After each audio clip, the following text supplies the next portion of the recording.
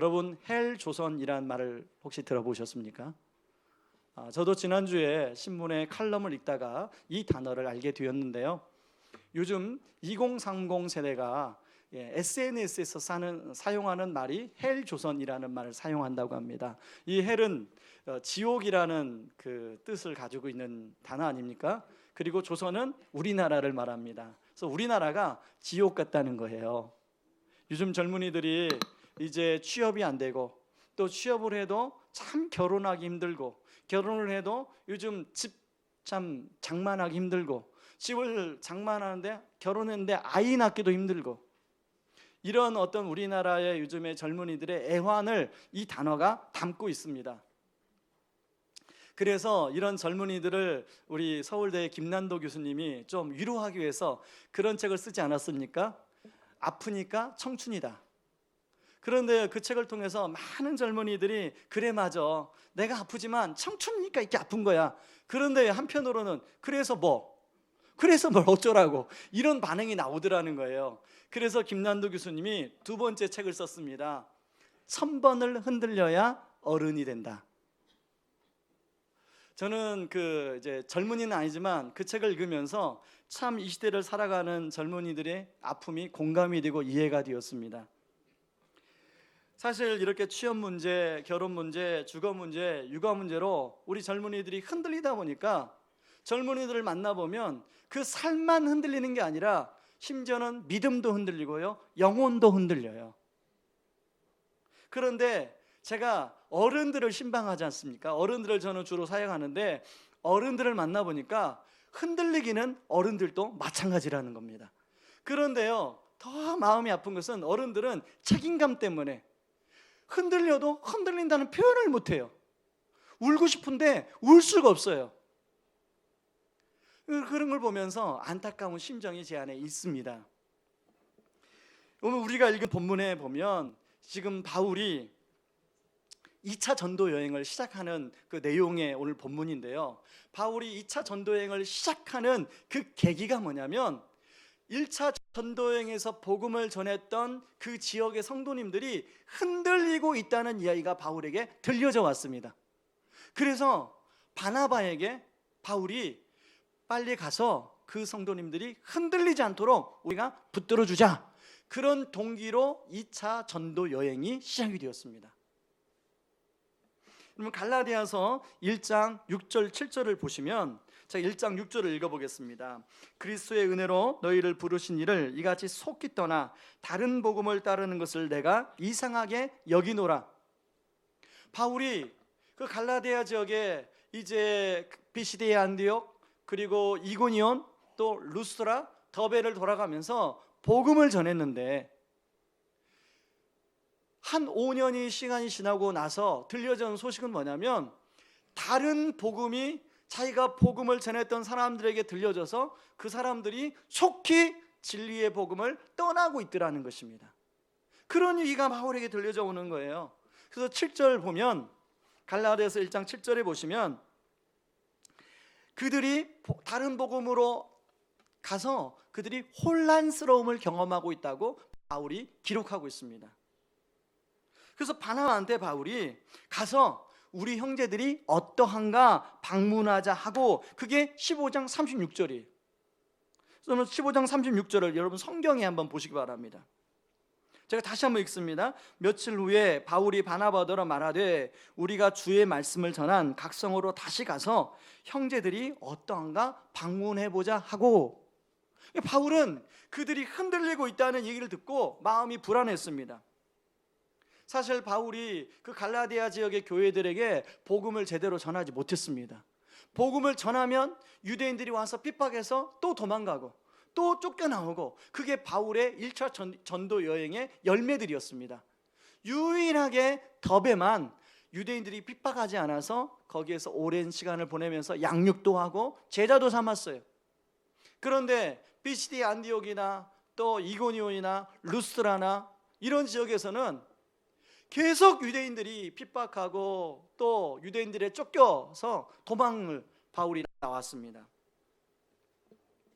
그런데 이제 그러고 나서 1차 전도여행 끝나고 안디옥으로 갔는데, 안디옥에 그 유대인들이 예루살렘에서 내려와서 그 견고하다고 생각했던 안디옥 교인들에게 잘못된 복음을 가르침으로 말미암아 안디옥 교인들마저 흔들리는 것을 바울이 직접 목격한 거예요.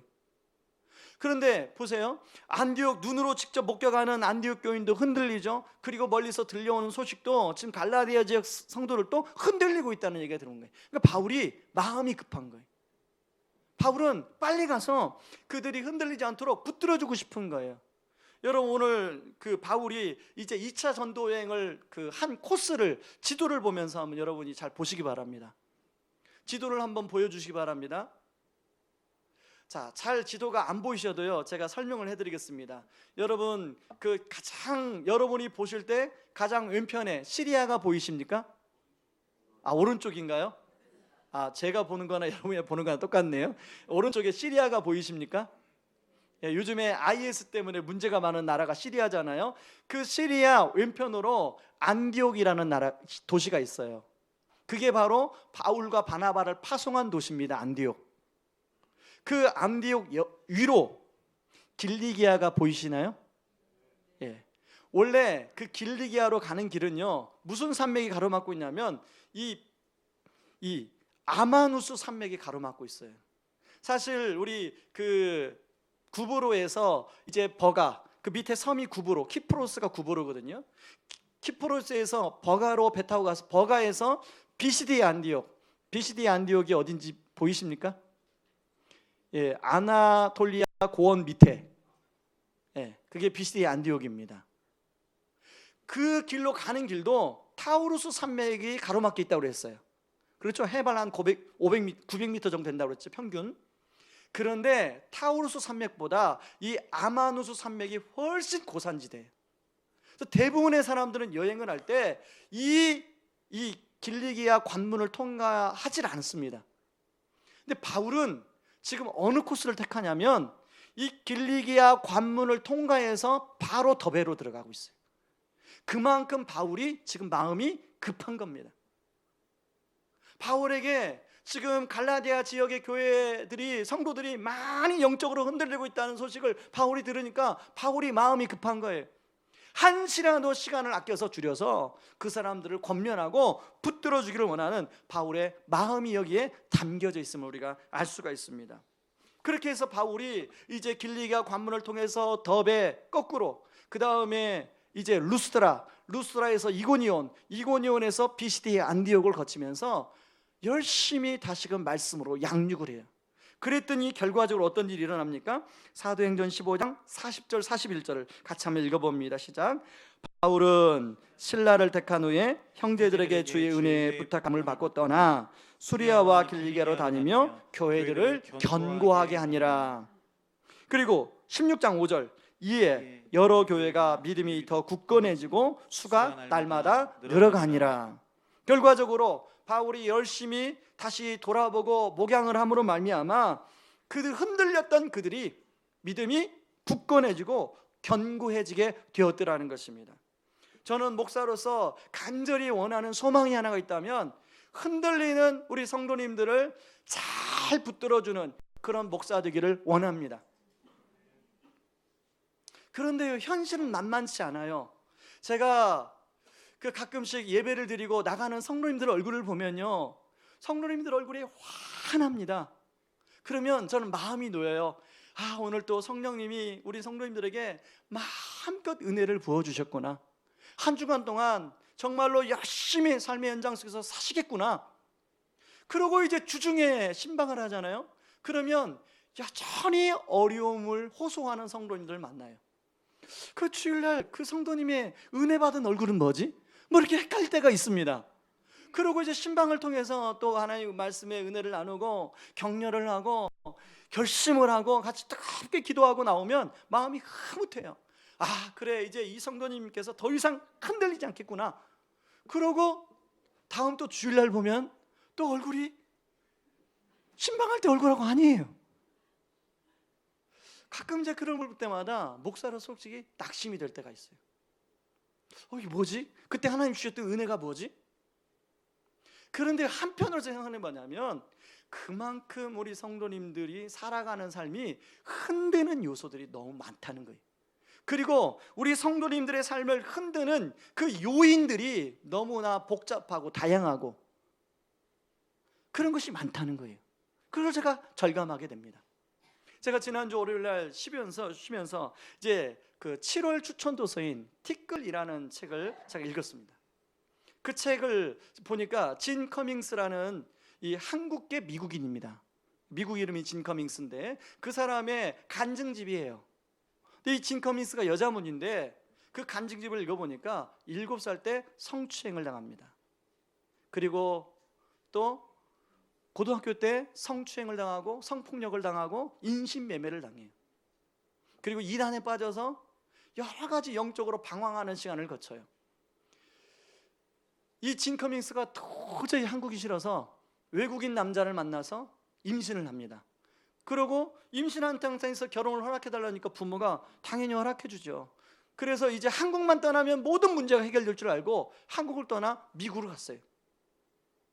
그런데 미국 가서 그 자기가 사랑한 남편, 그 남편 아기까지 가진 상태에서 그 가정을 바라보니까 그 가정이 알코올 중독 집안 가정이에요. 그리고 자기 남편도 결혼 전까지는 그렇게 잘해주던 남편을 보니까 알코올 중독자예요. 알코올만 먹으면, 알코올만 들어가면 폭력을 휘두르는 거예요. 온갖 폭력을 당하는 거예요. 그래서 사는 게 아니죠. 거기 보면 어머니가 이제 한국에서 딸이 연락이 안 되니까 수소문해서 딸 집을 찾아와요. 어머니한테 편지를 쓰던 엄마, 나 얼마나 잘 지내고 있는지 몰라. 나 늘 파티하면서 지내고 있어. 근데 어머니가 의심스러워서 찾아와 보니까요, 딸이 사는 게 아니에요. 그런 과정을 지나면서 억척스럽게 일을 해서 돈을 법니다. 그리고 또 사업도 크게 성공을 해요. 그러다가 또 한국인이 미국에서 사업하는 게 쉽지 않잖아요. 사업이 또 크게 망해요. 그런 인생의 우여곡절을 이야기를 간증을 다 풀어내는데요, 제가 그 진 커밍스가 그런 자기의 아픔을 간증으로 풀어내는 걸 보면서 이 사람 진짜 대단한 사람이다. 나 같으면 이런 아픔까지 어떻게 그렇게 말을 할 수 있을까? 그런 생각이 드는데요, 이분이 주님을 만나고 자신이 치유받고 회복됐으니까 그게 가능한 거 아니겠습니까? 주님이 그 진 커밍스를 붙들어 주더라는 거죠. 저는 그 책을 읽으면서 두 가지를 깨달았습니다. 하나는 소망이고요, 한 소망은 뭐냐면 우리 성도님들이 살아가는 수많은 어려운 삶 가운데서도 끊임없이 흔들리는 요소들이 많은데 이 진 커밍스처럼 하나님이 붙들어 주신 은혜가 있으면 좋겠다. 그런가 하면 또 하나는 뭐냐면 목사로서 우리 성도님들의 삶을 살아가는 애환, 고통, 이걸 내가 조금 안다고 하는데 모르는 것이 훨씬 많겠구나, 그런 생각을 하게 하면서 제가 그 책을 읽었습니다. 그래서 그 김단노 교수님이 쓴 선번은 흔들려야 어른이 된다라는 책이 꼭 그게 청년들에게만 해당되는 책이 아니라 영적으로 성장하는, 영적으로 지금 영적 그 여행을 하는 우리 모든 그리스도인들에게 참 필요한 책이 아니겠는가 생각이 들었습니다. 그렇다면 끊임없이 세상은 우리를 흔들려고 하는데 그런 흔드는 세상 속에서 우리가 흔들리지 않기 위해서 어떻게 해야 할 것인가? 저는 두 가지 질문을 오늘 본문을 통해서 생각해 보았습니다. 첫 번째 질문은 뭐냐면 여러분 스스로에게 질문을 해보세요. 나는 영적인 멘토가 있는가? 여러분에게는 영적인 멘토가 있으십니까? 성경에 보면요, 우리를 동물 중에서 양으로 많이 비유합니다.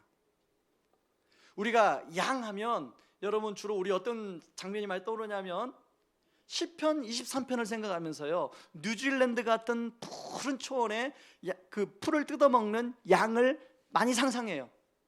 왜냐하면 가끔씩 성화 같은 거 보면 양들이 주로 거기서 풀을 뜯어먹어요. 그런데요, 여러분 그건 성경적이지 않습니다. 이스라엘 양들은 주로 광야에서 키워요. 풀이 하나도 없는 광야에서 키워요. 저도 다큐를 봤는데요, 거기에서 양들이 풀을 뜯어먹고 살더라고요.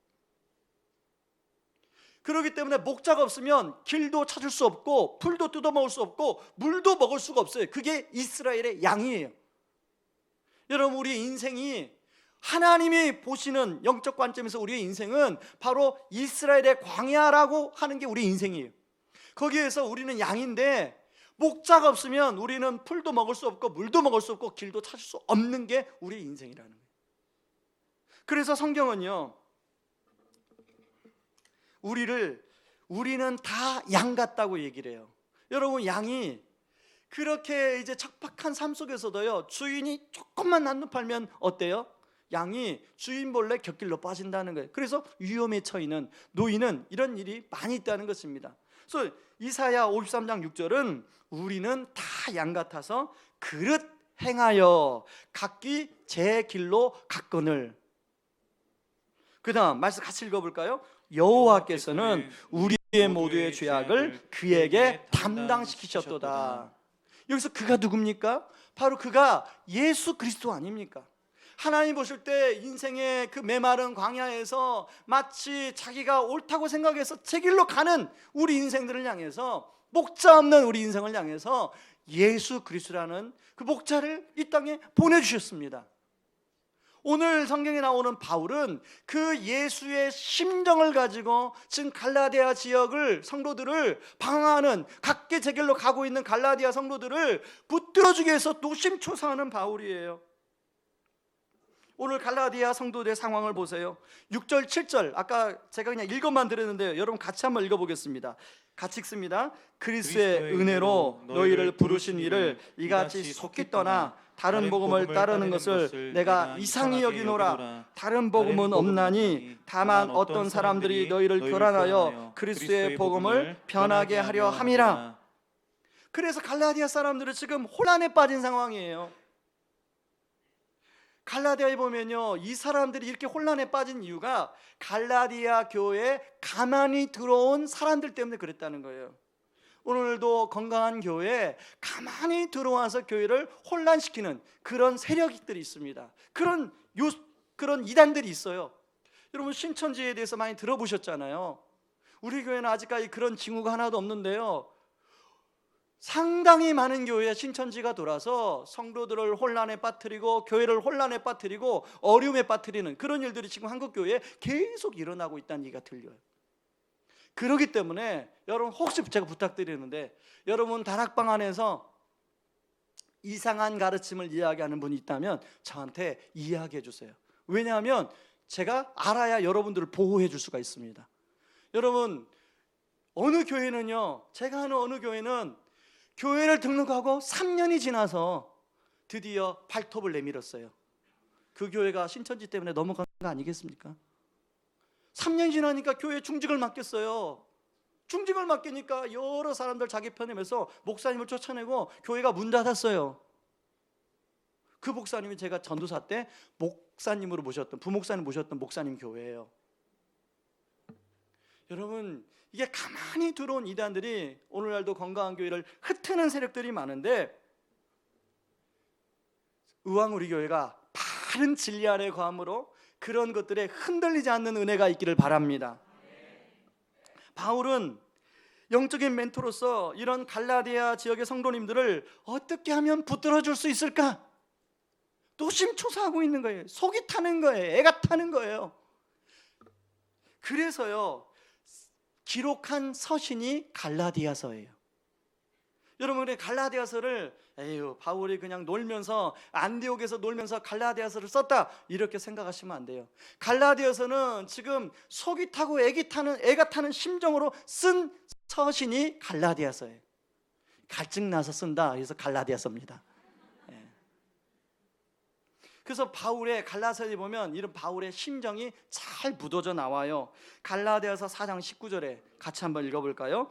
나의 자녀들아, 너희 속에 그리스도의 형상을 이루기까지 다시 너희를 위하여 해산하는 수고를 하노니. 여러분, 바울이 복음을 전하면서 해산의 수고를 이미 감당했어요. 그런데 바울은 다시금 갈라디아서를 쓰면서 어떤 마음을 쓰냐면 해산의 수고를 다시 감당하는 마음으로 갈라디아서를 쓰고 있어요. 여러분, 남자들은요 3명만 만나면 군대 얘기합니다. 그리고 군대에서 축구했던 얘기를 해요. 그런데 여자들은요 2명만 만나면요 악이 났던 얘기를 해요. 심지어는 전혀 모르는 사람도 악인한 이야기하면서 막 친해져요. 저는 이해가 안 되더라고요. 이해가. 천천히 앉아서 옆에 앉아가는데 전혀 모르잖아요. 그런데 악인한 이야기하면 막 서로 공감대가 형성돼서 목적지인데도 안 내려요.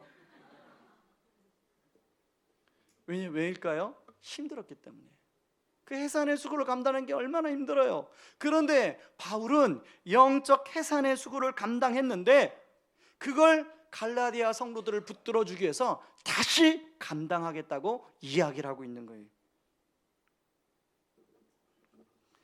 이렇게 혼란스러운 갈라디아 지역의 성도들이었지만 바울이 열심히 영적인 멘토 역할을 하면서 말씀으로 그들을 먹이니까 그들이 어떻게 되었습니까? 4절, 5절 다시 한번 읽어봅니다. 시작. 여러 성으로 다녀갈 때에 예루살렘에 있는 사도와 장로들이 작정한 규례를 그들에게 주어 지키게 하니 이에 여러 교회가 믿음이 더 굳건해지고 수가 날마다 늘어가니라. 예루살렘 교회에서 정해진 진리의 말씀을 가지고 그들을 잘 먹였더니 흔들렸던 그들의 믿음이 견고해지는 은혜가 결과가 나타나더라는 것입니다. 그 결과 수적으로도 갈라디아 교회가 잘 성장했다고 기록하고 있어요. 이처럼 누군가가 한 사람만 제대로 잘 세워져서 말씀으로 주변의 사람들을 잘 먹이면 그 사람들이 영적으로 견고하게 세워지게 됩니다. 저는 교회를 개척하고요, 옥하는 목사님에게 얼마나 감사했는지 몰라요. 지금도 감사하고 있어요. 옥 목사님은 돌아가셨고 옥 목사님은 저를 한 번도 만나본 적이 없어요. 저는 멀리서 옥 목사님 강의만 들었을 뿐이에요. 근데 제가 왜 감사하냐면 부교역자 때도 제자훈련을 했지만 제가 교회를 개척하고 제자훈련을 하면서 옥 목사님이 이미 이렇게 제자훈련을 만들어준 게 얼마나 감사한지 모르겠더라고요. 제자훈련을 따라서 성도님들을 말씀으로 가르쳤더니 성도님들이 말씀 위에 견고하게 세워지게 되더라는 거예요. 어떤 분이 그래요. 목사님, 제가 전에 교회에서까지 참 신앙생활도 많이 하고 봉사도 많이 했는데 제가 제자훈련을 하면서 모든 게 정리되는 것 같습니다. 저는 우리 교회 신앙생활 하시는 분들 중에 이제 아직까지 제자훈련을 받지 않은 분들은 내년에, 내후년에 제자훈련을 사모하십시오. 그래서 내 신앙이 더 이상 흔들리지 않고 말씀에 견고하게 쓸 수 있도록 여러분이 사모할 수 있길 바랍니다. 사랑의 교회를 제가 가보니까요, 제자훈련을 받은 지 3년을 받았으면요 다시 제자훈련을 받게 하더라고요. 왜냐하면 제자훈련을 나 받았네, 그런 사람들이 너무 많은데 3년 지나니까 제자훈련을 받고 아무것도 안 하니까 영적으로 어떻게 돼? 또 흔들리더라는 거예요. 그래서 그 기준을 3년으로 잡았대요. 여러분 혹시 제자훈련을 받았는데 난 또 흔들린다, 그러면 또 받으세요. 이게 뭐 제자훈련이 계급장 떼는 게 아니잖아요. 뭐 수위 달고 중위 달고 대위 달고 그런 게 아니잖아요. 내가 영적으로 흔들리지 않는 영적 훈련입니다. 그런 줄 믿습니다. 여러분 오늘 본문에 보면 바울이 그 영적인 멘토의 실례를 보여주고 있는데요, 그 루스드라에서 바울이 디모데를 만나고 뭐라고 디모데에게 그렇게 멘토 역할을 하냐면 디모데전서 1장 18절 19절을 보시기 바랍니다. 같이 한번 읽습니다.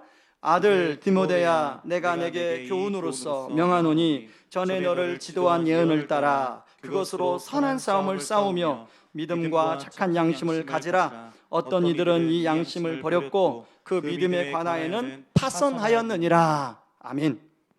지금 바울이 디모데를 뭐라고 그러냐면 아들 디모데야. 자기가 낳은 아들이 아니에요. 영적인 아들이라는 거죠. 영적인 멘토라는 거죠. 그뿐만 아니라 디모데전서 4장 12절 13절에서는 이렇게 이야기합니다. 누구든지 내 연수함을 업심여기지 못하게 하고 오직 말과 행실과 사랑과 믿음과 정절에 있어서 믿는 자에게 본이 되어 내가 이럴 때까지 읽는 것과 권하는 것과 가르치는 것에 전념하라. 이런 바울의 멘토링 덕분에 바울은 성숙한 영적 지도자로 세워지고 있습니다. 사실 우리는 누구나 다 흔들리는 삶을 살고 있습니다. 지난 어제입니다. 어제 우리 한 교역자와 이런저런 이야기를 나누다가 제가 그 교역자에게 질문을 던졌습니다. 전도사님이 저를 볼 때 제가 흔들릴까요? 흔들리지 않을까요? 여러분들에게 묻습니다. 제가 흔들릴까요? 흔들리지 않을까요? 예, 정답을 말씀하셨습니다. 제가 그 교육자한테 나도 흔들린다. 그러나 예전처럼 흔들리지 않지만 나도 여전히 지금도 어떤 목회를 하다가 고민이 생기면 어떻게 할까 잠을 못 잘 때가 있다. 그럴 때마다 나에게 좋은 멘토들을 붙여주신 게 하나님께 너무 감사하다. 제가 흔들릴 때마다 저는 그런 혼자 어떤 고민이 있으면 고민을 하다가 답이 안 나오면 제 멘토들에게 메일을 보내요. 그리고 때로는 찾아뵙고 말씀을 좀 듣습니다. 그러면 혼란스러웠던 게 정리가 돼요. 흔들리던 게 흔들리지가 않아요. 지난주 중에도 제가 좀 고민되는 일이 있어서 제 멘토이신 이찬수 목사님께 제가 메일을 드렸습니다. 목사님 좀 시간을 내주시면 한번 찾아뵙고 이런저런 좀 상의를 좀 드리고 싶습니다. 그랬더니 목사님이 미국을 아마 3주 가시나 봐요. 미국 갔다 와서 시간을 내서 좀 같이 만나자. 그러고 이제 답이 왔더라고요. 그래서 제가 8월 초에 그럼 연락드리겠습니다 하고 끝났거든요.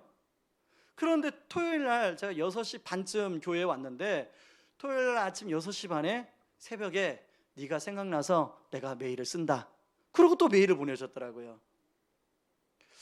미국 가기 전에 내가 시간이 날지 모르겠는데 그러고 점점점점 이러고 메일을 보내셨어요. 그 시간이 난다는 건지 시간이 안 난다는 건지. 그래서 목사님 괜찮다고 미국 갔다 오셔서 뵙도 괜찮다고 그러고 제가 답장을 보냈는데 그 메일을 보고 얼마나 감사가 있는지 하나님이 제가 이런저런 문제로 흔들리는 걸 아시고 좋은 멘토들을 제 주변에 붙여주셨구나. 여러분에게는 그런 멘토가 있으십니까? 한번 옆 사람에게 물어보세요. 장로님, 집사님, 권사님, 성도님 그런 멘토가 있으십니까?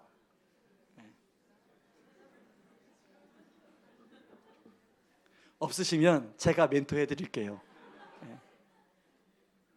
아까 말한 것 말씀드렸지만 저는요 때로는 하나님 저에게 능력을 주셨으면 좋겠어요. 왜냐하면 너무 어려운 상황에 있는 성도님을 만나면 그냥 기도 한번 쫙 안수기도 한번 해서 그분의 문제가 치유됐으면 좋겠어요. 솔직한 심정입니다. 그럴 때가 많아요. 그런데 때로는 어떤 경우는 기도 딱 한 번 하면 문제가 해결되는 때도 있는데요, 기도 한 번 하면 문제가 해결되지 않는 때도 많아요. 그러니까 제가 그런 갈망이 있는 거 아니겠습니까? 저는 여러분 우리 성도들에게 좋은 멘토가 되고 싶어요. 여러분들이 저를 위해서 기도할 때 제가 여러분들에게 좋은 멘토가 되는 목사가 되도록 기도해 주시기 바랍니다. 이제 오늘로 다락방과 제자훈련이 방학이 들어가는데요, 여러분 많은 분들이 목사님 방학을 왜 합니까? 방학 안 하셨으면 좋겠습니다. 그런 분들이 많으세요. 목사님 방학하니까 제가 흔들리잖아요. 여러분 왜 방학하는지 아십니까? 흔들리는 것도 훈련이기 때문에 방학하는 거예요. 흔들려 봐야 흔들리는 사람의 심정을 알아요. 그런데 안 흔들려 보면 저 사람이 흔들리면 저기 왜 흔들리나 막 이렇게 생각해요. 흔들려 봐야 흔들린 사람 마음을 알아요. 그리고 붙들어 줄 수가 있는 것이죠.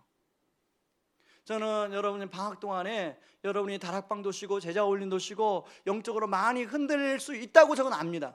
그러나 그때 여러분 혼자만 그 흔들림의 시간을 보내지 마시고 여러분의 순장님 또 교역자를 찾아서 같이 흔들리지 않도록 붙들어 주도록 같이 그 어려움을 뚫고 나가는 은혜가 있기를 주의 이름으로 축원합니다. 자, 그런가 하면 두 번째 질문입니다. 신앙의 전수가 이루어지고 있습니까? 저를 따라 하시기 바랍니다. 신앙의 전수가 이루어지고 있습니까? 자, 바울은 이제 바나바와 마가를 떠나보내고 루스드라에서 디모데를 만납니다. 그런데 디모데가요, 성경에 보니까 제자라고 하는 표현을 나와요. 제자. 그러니까 디모데가 보통 신앙인이 아니에요. 보통 젊은이가 아니에요. 아주 신앙이 투철한 사람이에요. 그런데 이 디모데가 신앙만 좋은 게 아니라 루스드라와 이고니온 성도들에게 칭찬을 받는 사람이었다는 것이죠. 사실 우리는 보통 신앙이라고 생각하면 하나님과 나와의 관계만을 이야기합니다. 이게 신앙 맞나요? 여러분 신앙생활은요, 하나님과 나와의 관계도 중요하지만 하나님과 나와의 관계가 옆에 이웃과 어떤 관계로 이루어지느냐가 이게 신앙생활이에요. 신앙이 성숙하다, 신앙이 좋다, 그러면 하나님과 나만의 관계만 좋은 게 아니라 이 관계가 내 주변의 삶의 관계 속에서 녹아지는 사람, 그게 신앙이 좋은 사람이에요. 바로 디모데가 그런 사람이었어요. 바울이 디모데를 처음 만났는데 처음 만나자마자 그 깐깐한 바울이 디모데를 자기 제자로 스카우트하고 있더라는 거예요. 여러분, 디모데가 살고 있던 지역은 어디였습니까? 루스드라였어요. 루스드라는 어떤 곳이에요? 바울이 복음을 전하면서 돌을 맞아서 쫓겨 도망 나온 곳이 루스드라예요. 그러니까 바울이 루스드라에서 제대로 복음을 전하지 못했어요. 그렇다면 그런 루스드라에서 어떻게 디모데와 같은 사람이 나왔겠어요? 바로 그 비결이 어디에 있냐면요, 그 가정 안에 있다는 걸 알 수 있는데 1절 말씀을 같이 한번 읽어봅니다. 1절 읽습니다. 바울이 더베와 루스드라에도 이르매 거기 디모데라는 제자가 있으니 그 어머니는 믿는 여자요 아버지는 헬라인이라. 만약에 아버지가 믿었다면 여러분, 디모데의 아버지가 믿는 사람이었을까요? 믿지 않은 사람이었을까요? 제가 이미 다 힌트를 드렸어요. 그렇죠? 분명히 어머니는 믿는 유대인이요 아버지는 믿는 헬라인이라, 이렇게 돼야 이야기가 좀 되는데 아버지는 그냥 헬라인이에요. 믿지 않는 사람이라는 걸 알 수 있죠. 이 어머니 이름을 이제 디모데후서 1장 5절에 보면 밝히고 있는데, 바울이 디모데후서 1장 5절을 제가 읽어봅니다. 이는 내 속에 거짓 없는 믿음이 있음을 생각함이라. 이 믿음은 먼저 내 외조모 로이스와 내 어머니 유니게 속에 있더니 내 속에도 있는 줄을 확신하노라. 그러니까 척박한 루스드라에서 디모데와 같은 성숙한 신앙의 젊은이가 나올 수 있었던 것은 누구 때문이에요? 어머니 유니게 때문이에요. 어머니의 유니게 신앙교육을 받으면서 철저히 믿음의 사람으로, 성숙한 그리스도인으로 성장할 수 있다는 것을 우리가 알 수가 있습니다. 그리고 어머니 유니게는 누구 때문에 그렇게 성장했을까요? 예, 당연하죠. 어머니 로이스 때문에 그게 가능했어요. 여러분, 믿지 않는 남편을 만나서 신앙생활하는 게 쉬웠을까요?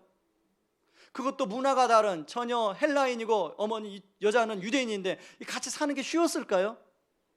요즘에 그 필리핀이나 다문화 가정들 있지 않습니까? 서로 문화가 달라서 결혼하는데 그 살기 쉽지 않아요. 문화가 다르면. 그렇게 수많은 어려움이 있을 텐데 그런 어려움 속에 흔들릴 때마다 누가 붙잡아 줬어요? 어머니 로이스가 붙잡아 준 거예요.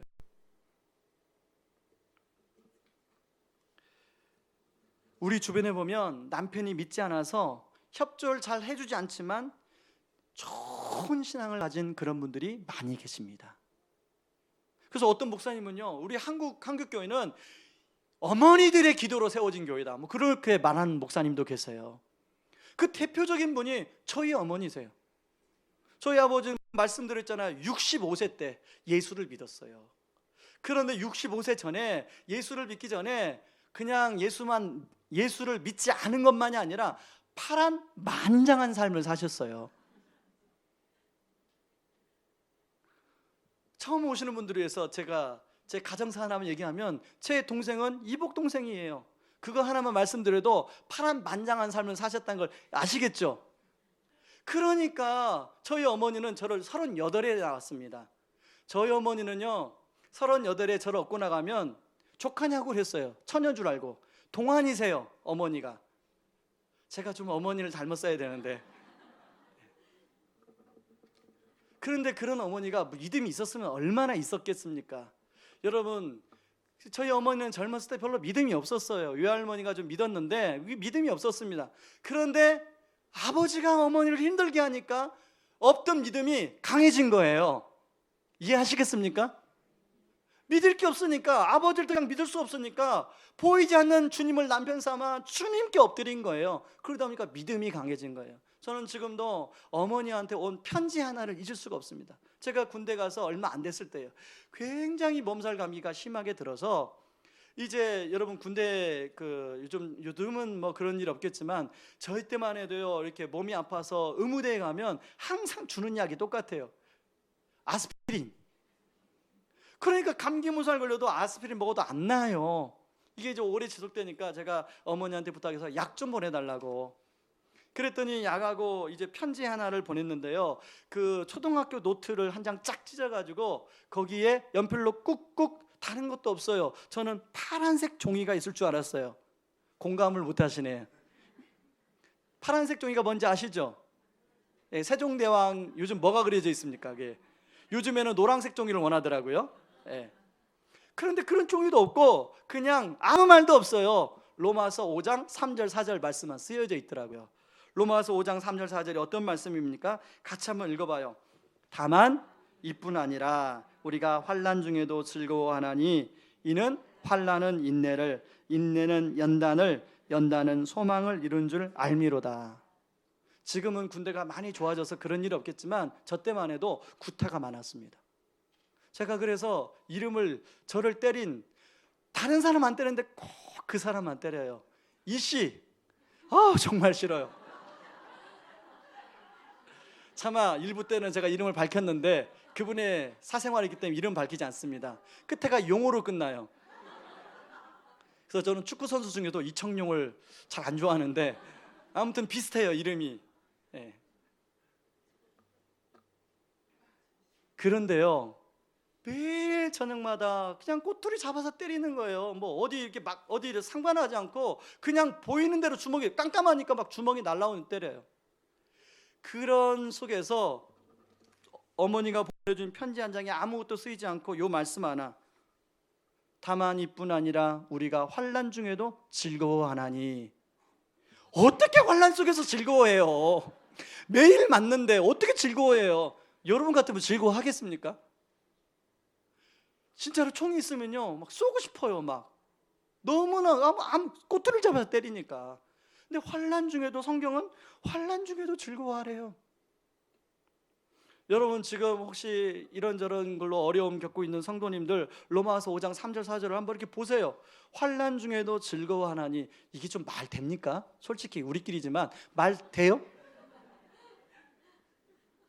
공감 좀 해보세요. 말 됩니까? 말 안 돼요. 그런데요, 이 말씀을 제가 계속 묵상하는 거예요.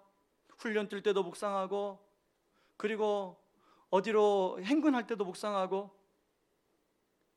그런데요, 이 말씀이 저의 군대 생활을 정리하는 말씀이에요. 환난 중에도 즐거워하나니 환난은 인내를, 인내는 연단을, 연단은 소망을 이룬 줄 알미니라. 이 연단이라는 단어를 킹제임스 버전에 보면 캐릭터라고 나와요. 인격. 다시 말해서 환난 가운데 인내가 만들어지고.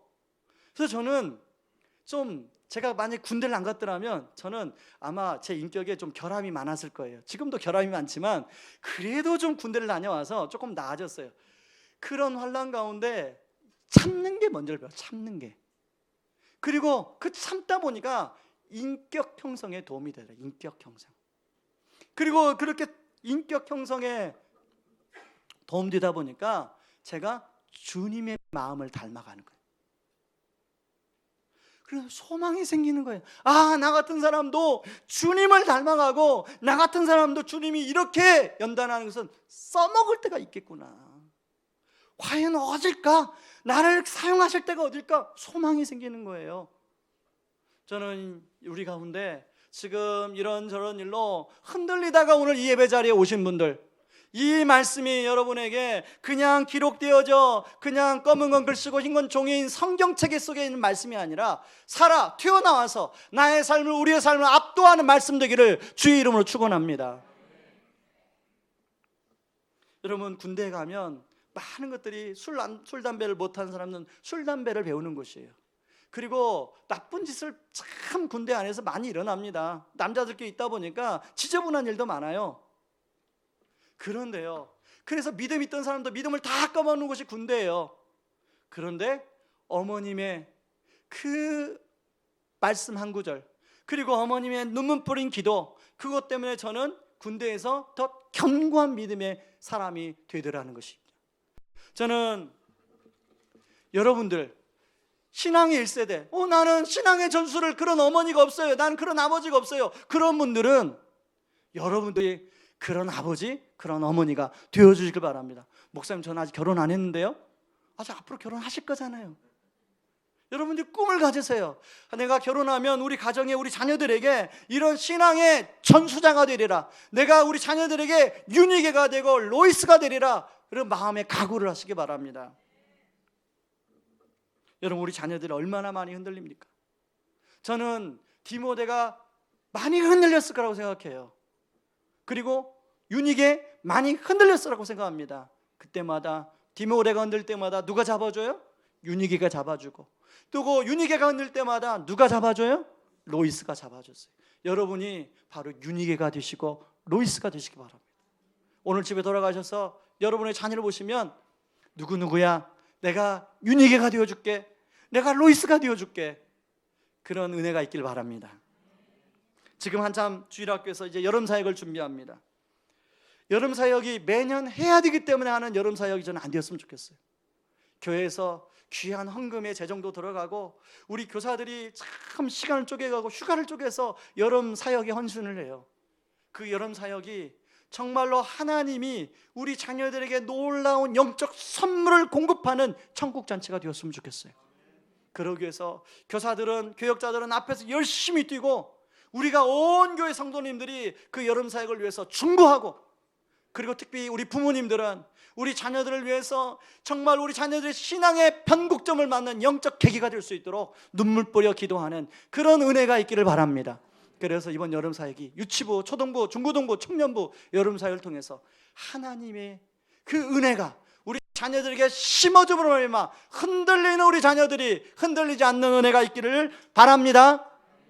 우리 시간에 같이 찬양하고 기도하기를 원합니다. 내 영혼 안전합니다 라는 이 찬양인데요, 여러분, 우리는 얼마나 많이 흔들리고 있습니까? 우리는 수시로 흔들려요. 우리를 흔드는 요소가 너무 많아요. 외부적인 환난의 문제도 우리를 흔들고요, 그리고 요즘에 증시가 요동을 치니까 많은 사람들이 또 거기에 흔들리고 있더라고요. 여러분, 우리는 또 메르스 때문에 얼마나 많이 흔들렸습니까? 여러분, 우리가 주님의 그 영혼에 거할 때만이 안전할 수 있어요. 이 시간에 이 찬양하면서 우리 같이 고백하며 나아가길 원합니다. 내 아버지 그 품 안에서,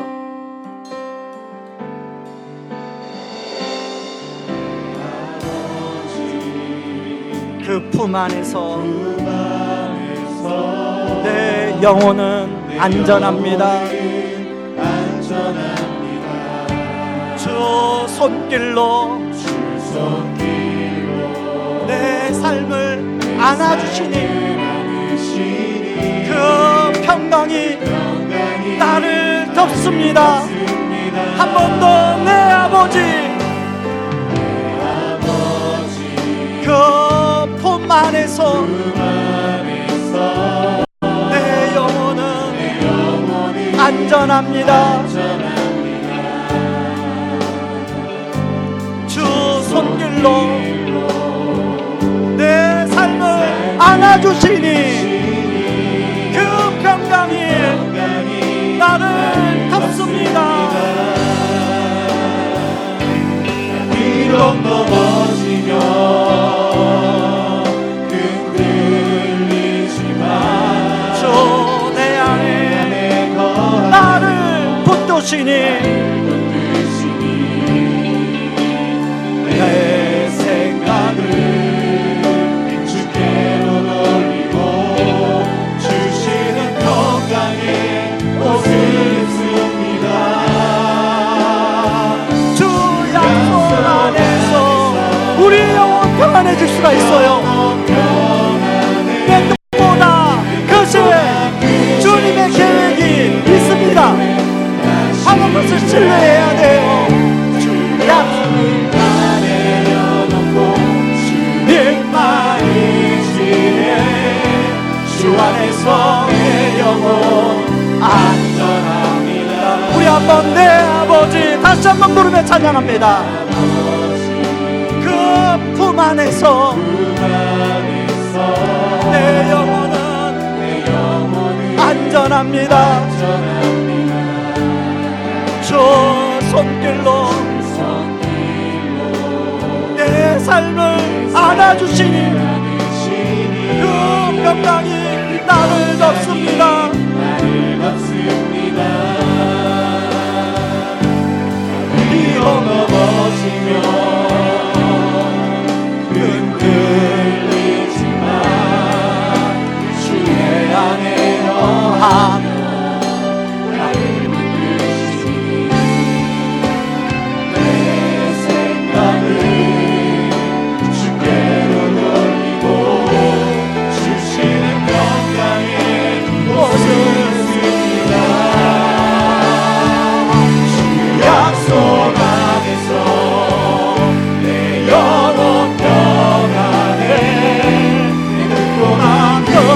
손이 내게 다시 왜 두려움 다 내려놓고 주님 막으시네 주 안에서 내 영혼 주 약속 안에서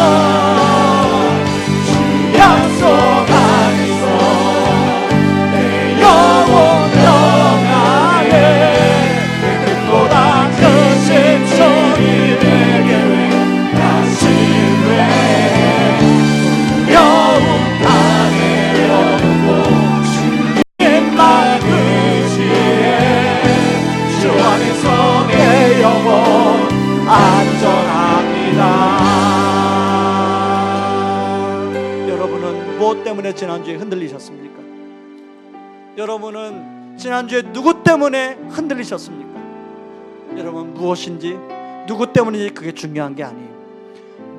우리가 흔들릴 때 바로 그 품 안에 거하는 것이 중요한 줄 믿습니다. 오늘 예배를 통해서 우리가 주님의 품 안에 거하는 은혜가 있기를 바랍니다. 주 손길로 내 삶을 안아주시는 은혜가 있기를 바랍니다.